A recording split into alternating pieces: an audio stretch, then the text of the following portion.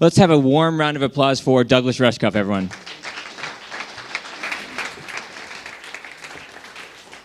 I respect John for having me up first.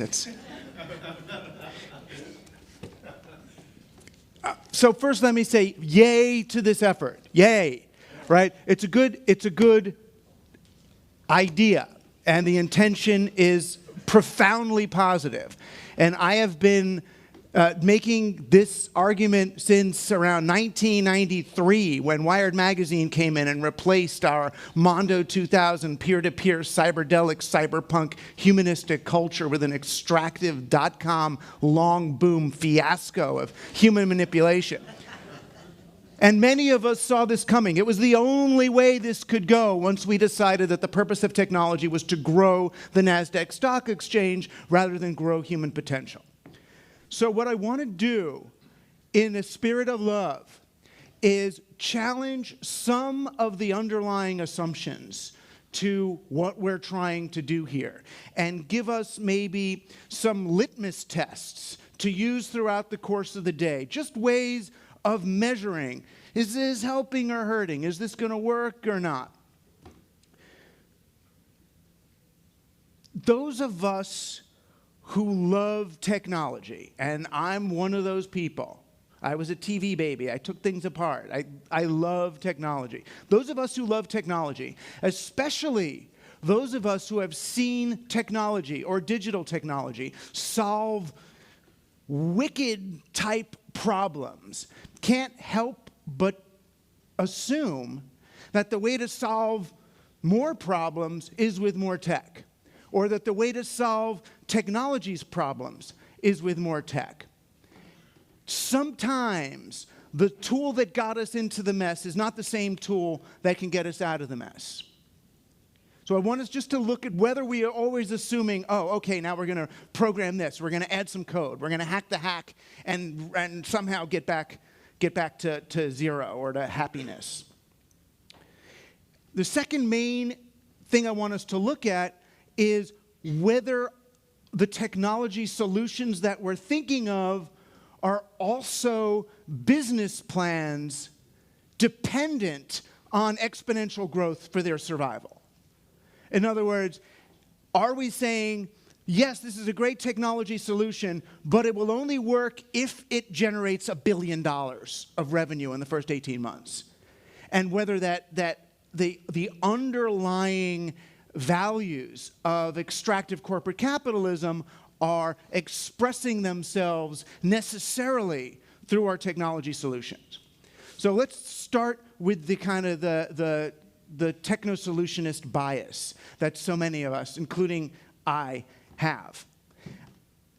I want to trace it back to its origins, not as far as Harari origins of the domestication of the human species, but we could certainly go back to, say, the origins of science, right? Of sort of Francis Bacon style cause and effect science. Now, the initial urge of Francis Bacon, sort of the grandfather of what we consider science today, was to hold nature down by the hair, right? And force her to submit to us.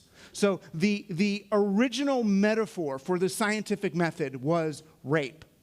Right? And the reason it was rape is because science, the idea of science, and where it works best too, is in being able to quantify things, right? In being able to assign numbers to things and cause and effect relationships. So the role of science is to find out what metrics can we assign to things. And if you can't assign a metric to something, it kind of doesn't exist. Right, so science's view of the ocean, the primitive science view of the ocean would be latitude and longitude lines, and sometimes if you just look at those grids, you kind of miss the waves that are happening inside. So then you could say, oh, we're going to use wave theory to figure out the waves, but then you miss the plankton. Oh, we'll use biological, but then we're going to miss the soul of the plankton. We're going to keep missing stuff the more we quantify. When we take that quantification urge and move it into the digital realm, we end up not really quantifying everything, but quantizing everything, right? Which is sort of just an extension of that. But what we end up doing is seeing everything in terms of data, and if we don't have data for it, if we haven't given a data point for it, it also ceases to exist. So when we say, and I love Near's medium piece, but the argument of Near's medium piece, which is that technology is neutral and it's up to us to decide whether to use capitology for good or capitology for evil, it doesn't question whether capitology itself has a certain underlying value set. Right? So for me, the underlying value set of capitology is that we can do technology to people. Right? We can subject people to technology to nudge them to be good or to nudge them to be bad, to nudge them to buy or to nudge them to not buy. And just as how you get nudged and what platform we make, that will decide which way we nudge people. But I'm arguing that the nudging itself, that the use of behavioral economics in digital platforms to influence human behavior is itself a value system. Now, you can agree with it or not. If you decide that people are evil, then don't do evil means don't let people do evil. Right? If you think that people maybe have these ways of expressing themselves that we don't know and there's some kind of soul thing that we want to let flourish, then maybe all the nudging might be quieting something. So tech is not neutral. Right? Guns may not kill people. People kill people, but guns are more likely to kill people than pillows. Right? Even though pillows can be used for that purpose and have. So the second main thread that I want us to make sure we stay aware of is that there is market forces that are determining a lot of what we the way we think, and the market forces are not neutral either. Right? When I study the emergence of the kinds of markets, the extractive markets we use today, I look at a transition of a burgeoning peer-to-peer economy in the late Middle Ages at the marketplace, where people were using local monies and small businesses and exchanging, and really they were optimizing their economy for the velocity of money and transaction, and how that was forcibly shut down. Right? People were no longer allowed to issue their own monies. They had to borrow money from the central treasury at interest and pay it back, which was a way for wealthy people to get wealthy simply by being wealthy. Right? And they couldn't have their own businesses. They had to work for a chartered monopoly, so they became employees selling their time instead of their value. But we ended up with an economic operating system that demands growth, that has to grow in order to survive, because you have to keep paying back more money than you borrowed. So we end up trying to run business and society on an essentially extractive operating system. I mean, the easy way for us to think about it as digital age people is what happens when eBay gives way to PayPal, right? When the predominant energy of eBay might be to help people trade stuff, and then when you realize the way we're going to make money is by extracting more and more from the transaction themselves with the PayPal. And look at how so many businesses go from being productive enterprises to becoming banks, whether it's General Electric deciding we make less money making a washing machine and selling it to someone than we do lending them the money to buy the washing machine, so we'll sell the washing machine business and go and become a bank. It's because they understand that the main function of the economy on which we're operating is to extract money through financialization. When that energy came to the indigenous people of America, when capitalism and colonialism came here, the Native Americans, they loved people so much, they couldn't understand why human beings would be conquistadors, why human beings would come and clear-cut forests and extract value from people and enslave people and kill them. And they so couldn't understand it that they didn't even think it was us that were evil. Right? They thought we had a disease. They called it Wetico. Right? They must have this spiritual disease, Wetico, that just makes them want to take and extract and kill. And they were hoping there was some way to heal us. Right? That's what colonialism really did. And colonialism worked as an operating system. Right? We were able to extract value from people and places right up until about the end of World War II, when all those colonies started pushing back. I mean, you study post-colonial theory, but that's about the moment that India and Palestine and Africa, they said, hey, wait a minute, stop extracting all of our value. Native Americans couldn't do it because we killed them all, but people that were alive could. So at the end of World War II, Vannevar Bush, or Vannevar, I found out is how you say it, Vannevar Bush, wrote this essay, as we may think, that most of us look at it because of the, we're all excited about Memex and what he's talking about, the sort of the invention of the computer. But what he was really doing was arguing to Eisenhower that all of the technologies that we developed in the war, all of this, crypto and computing, could be used in civilian society as a way of expanding the markets that we no longer had room to expand on. No, we can't take over other countries anymore, but there's new room for colonization. And that new landscape is the landscape of human attention.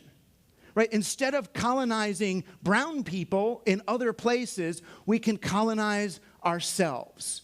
And there we're going to get more surface area for this market to grow. And that's how the computer and the internet ultimately became about the attention economy, about extraction. It's why Wired magazine, they announced we're in the attention economy. And remember the great metric they came up with for the attention economy?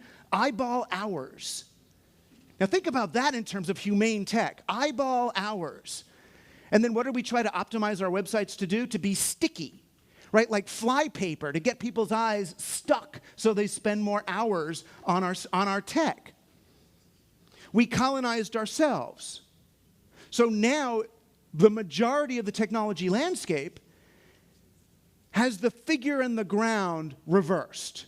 Human beings are no longer the users of technology the way we were, say, in the industrial age. Now we are the used. We are not the message. We are the medium. Right? Human beings are the medium through which technology extracts value and delivers it to shareholders. Capitology is just an advanced form of capitalism. Right? And we all know what capitology really is, right? It's the use, and Tristan wrote about this, and Nir writes about this.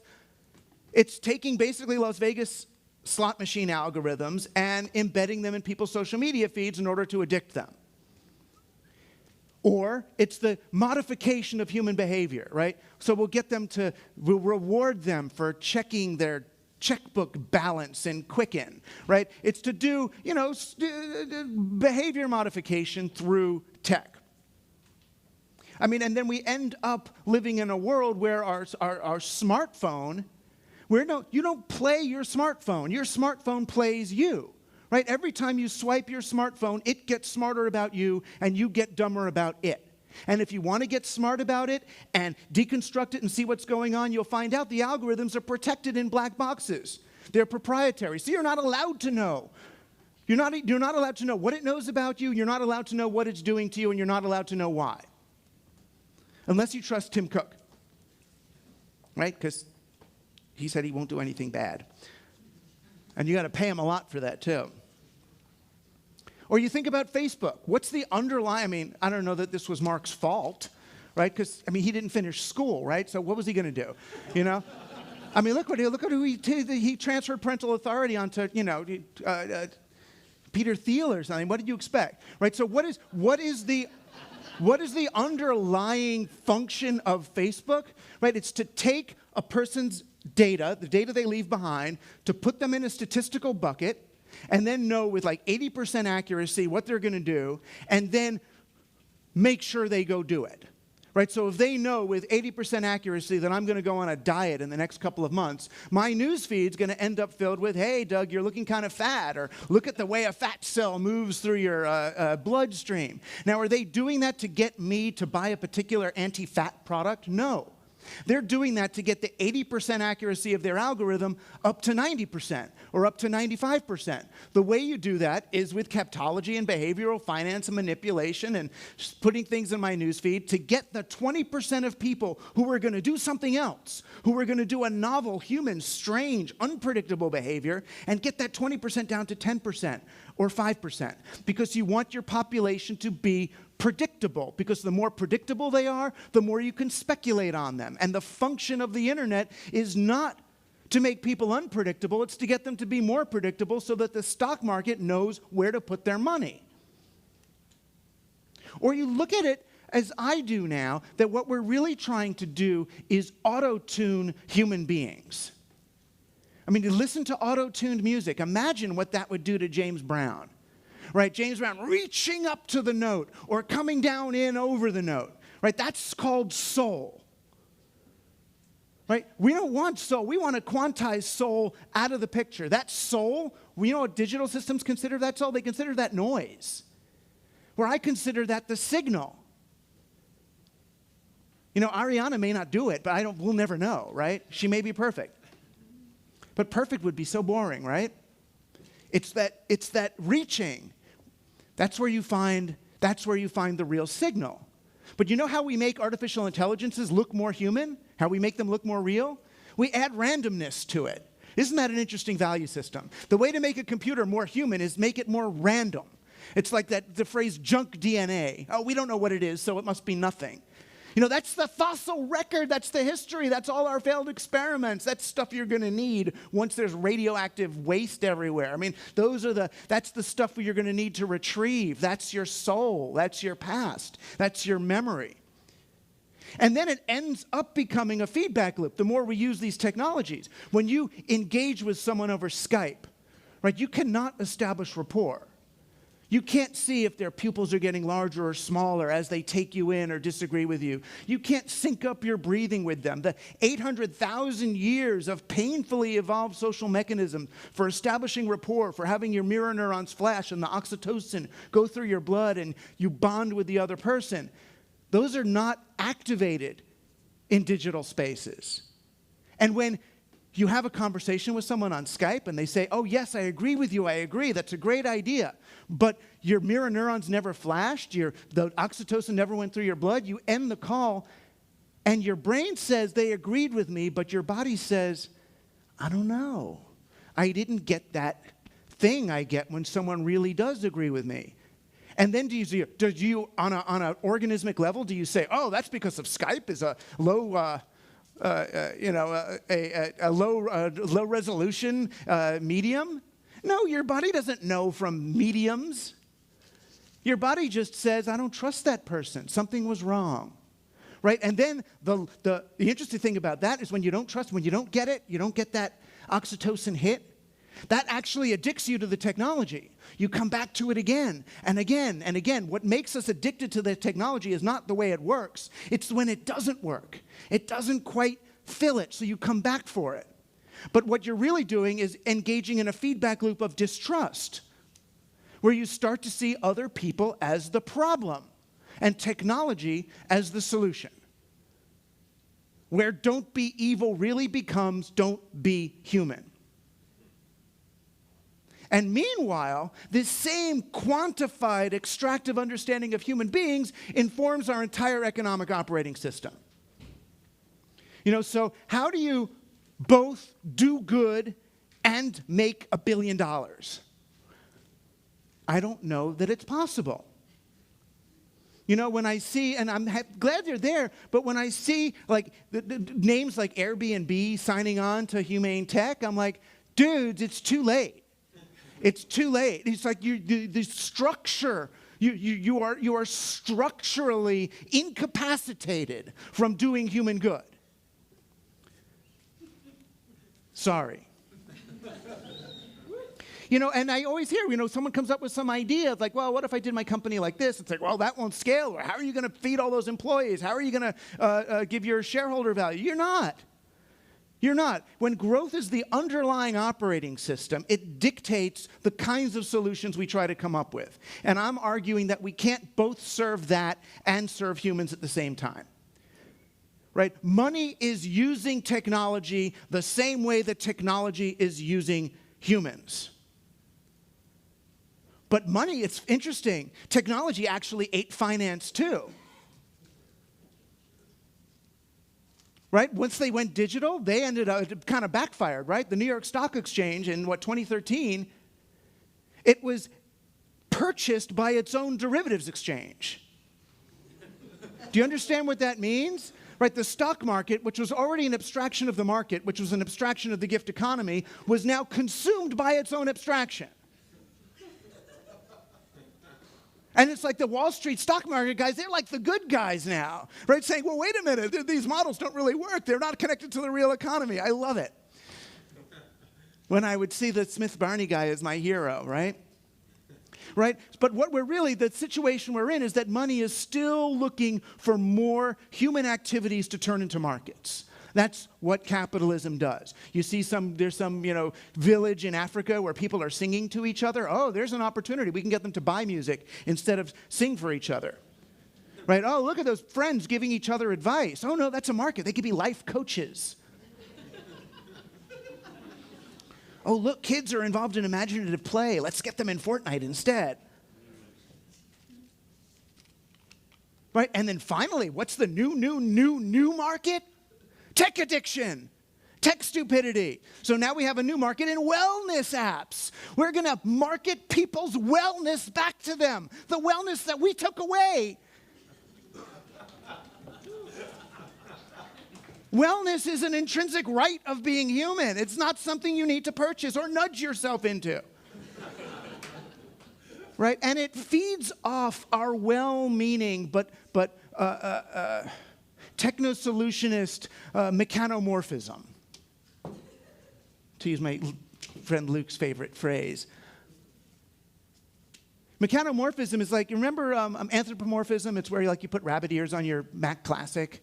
It's like, oh, I love it. It's so human, right? That was at least a positive urge compared to mechanomorphism, which is seeing ourselves as computers, right?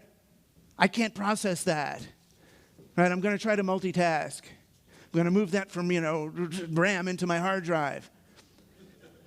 And it's what leads us to think about things like, the well-meaning, but phraseology like upscaling humans, right? Careful with me, man. Don't upscale me, right? It's a sense of using captology for good. But my fear is that what we'll end up doing is working to soften digital industrialism's effects rather than dealing with the core problem. Right? We're going to still give them these drugs, but let's, kind of reduce some of the side effects because they're starting to kick back now. That the idea is we're going to make our tech more humane in order to keep this extractive capitalism thing going.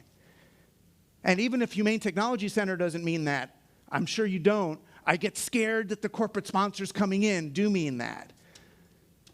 And it's not even greenwashing. I don't mean it. It's much more complicated than that. It's a little bit more like light cigarettes. But Humane, I would be someone, and I know they worked hard on it, but and it's a good direction, but Humane technology rubs me a little the wrong way, because when I saw Humane technology, I thought of cage-free chickens. That you're going to treat them humanely all the way, as long as you can still extract their data and slaughter them and do whatever you're going to do, right? And it's also the direction of it, for me, is how technology is treating humans. So it makes me feel like I'm in the passive role, like I'm being, and maybe I am, but I'm just living on a technological landscape, and we've got to make it as compatible as possible with my human processes. But it's not the direction I'm feeling that I want to go. I'm much less interested in sort of allopathic medicine and antibiotics than I am in homeopathy or increasing the vitality of the human organism. How do I increase my immune system, right? Rather than adding more nudges at me, I want to somehow enhance and reify my human intention, my human autonomy. How do we be human? Humans are not compatible with exponential growth. Exponential growth does not occur in nature, except for very short periods of time, like cancer tumors. And exponential growth happens until it kills the host organism. Capitalism wants exponential growth. Digital technology gives capitalism a way of reaching exponential growth. As I see it, and this is what I got back in the Mondo 2000 days, is digital technology exposes the essential flaw of extractive exponential digital capitalism. That's what digital does. It exposes capitalism. Digital is so much clearer than Marx, because digital kind of does a koyaanisqatsi to markets, right? Where they go in sort of time-elapsed footage, and you can just see, oh, look, they're sucking the life and energy out of the human species, out of the planet. We're all going to die, which we are. And when I make this argument in the most extreme tech circles, like somewhere like Google, it's funny to say that, they end up saying, and one of their chief scientists, who shall remain nameless, says that human beings should simply pass the torch to our digital successors. Right? We should accept the inevitability of our extinction with grace and understand that this is information's evolution towards higher states of complexity. And I was on a panel with one of these guys, and I said, no, but human beings are special, we're weird, we're funky, we have liminal spaces, we can contend with paradox, we can sustain ambiguity over long periods of time. We're not yes, no, 1, 0, we're kind of in between and weird and squishy and strange. We can watch David Lynch movies and not understand them, but still decide they're fun. Human beings deserve a place in the future. And he said to me, oh, Rushkoff, you're just saying that because you're human. As if it's some kind of hubris. And that's when I said, fine, I'm on team human. Guilty as charged. I refuse to defend human beings' right to be here. And I know environmentalists will tell you, look, human beings fucked up the whole thing. But now we're doing it to ourselves. Right? The reason, finally, why wealthy white men are saying there's a problem is because they understand we are colonizing ourselves the same way we colonized everybody else. So finally we wake up. Oh, wait a minute. I'm doing this to me. But that's not what the digital age is for or can be. Right? The digital, we all know what digital means. These are the digits. These are the digits. Right? The digital reifies our productive capability, our ability to create and exchange value. Right? The digital, if anything, it retrieves the medieval. Right? It retrieves that peer-to-peer marketplace. It retrieves women. It retrieves indigenous. It retrieves the local market. It retrieves Burning Man. It retrieves piercing and scarification. It retrieves the pagan. All that cool, weird stuff that we're sort of playing. Craft beers even, for God's sake. So you see the medieval coming, right? But use that, leverage that, take that. It was the beginning of not the humanism of the Renaissance, which was about individualism and social control and central power. It's a different kind of humanism I'm looking at. There is an intelligence to nature and to one another that is rendered inaccessible by digital technology. And that's okay, as long as we understand that. Right? Quantifying the entirety of our reality, even with good intentions, will only cut us off from life itself. Okay, thanks. So, Doug, we've got a couple of questions on Slido. So, first question for you. Given everything that you've said, do you believe that is capitalism actually capable of considering humans over profit? Capitalism isn't, but it doesn't have to. Because capitalism can be just one part of a much bigger economy. It's like, can guns ever heal sick babies? No, they can't, but that's not what we'll use them for, right? We're going to use them when bad people are coming and taking our stuff or, raping our people. We'll use guns, right? But that's not what capitalism is for. What capitalism is for creating, is for catalyzing unnaturally rapid growth of a market for a particular reason. And capitalism, used in the way that Adam Smith wrote about it, and he was a moral philosopher, and he's just been bastardized by the Economist and Ayn Rand and Hayekian people. What Adam Smith argued, what capitalism was about the factors of production. And there's three of them: land, labor, and capital. All three of them need a seat at the table. So when only the capitalist has a seat at the table, Right? We end up only looking at the abstraction, only at how are we going to grow the money, but we forget about labor and we disenfranchise them and turn them into Uber drivers or UBI people or whatever they are. And we disconnect from the land, so we end up destroying the planet. So all we have to do is retrieve the land and labor, and then sure, you can have all the capitalism you want. So then the next question is, what's the alternative to capitalism? The alternative to capitalism would be called distributism. Right? Not socialism. Socialism is the redistribution of the spoils of capitalism after the fact, right? Which is really kind of doesn't work, right? That's like Mark Zuckerberg giving back 90% of his money, trying to shove it back into the economy, right? It's like, no, you took too much to begin with, dude, right? So instead of socialism, what you move to is really the popes. The popes' answer to Marx. They came up with something called distributism. So the idea is rather than redistributing the spoils of capitalism after the fact, you pre-distribute the means of production before the fact. So what you end up with is platform cooperatives, worker-owned businesses, where all stakeholders actually have an ownership stake in the business. So the municipalities where Uber operates, the drivers who are operating Uber, they're all co-owners and stakeholders. And then the company ends up making different decisions. So look at Trevor Schultz's work, Nathan Schneider's work, the Platform Cooperativism Institute at the New School. There's a lot of work in alternative models for the business landscape. I think that's a great point. Someone get AOC on the horn. That might be the new term rather than socialism. So last question. So what feeds you? Someone asked, what's on Doug's reading list? What's on my reading list? I'm just trying to think what's on it at this particular second. I've read a lot of dark books lately. What's on my reading list now, I would say, and it's not I don't have a specific book to answer this with, but I'm looking toward a positive science fiction speculative literature that will paint pictures of the future as minimalist as The Walking Dead, but happy. Right? I want people to understand that there can be a positive, happy future that's kind of within different means. In other words, how would we get through climate change? And what would the world look like after that? What would end up made by hand? How would communities work? What would a social and economic reality, that is largely scaled to local communities look like?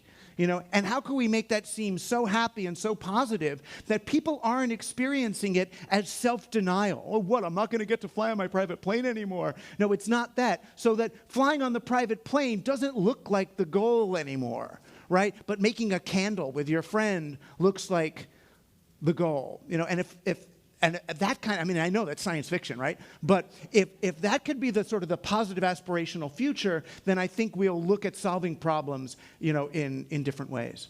Thank you, Doug. Everyone, let's give a round, warm applause for Doug. Thank you. Thank you.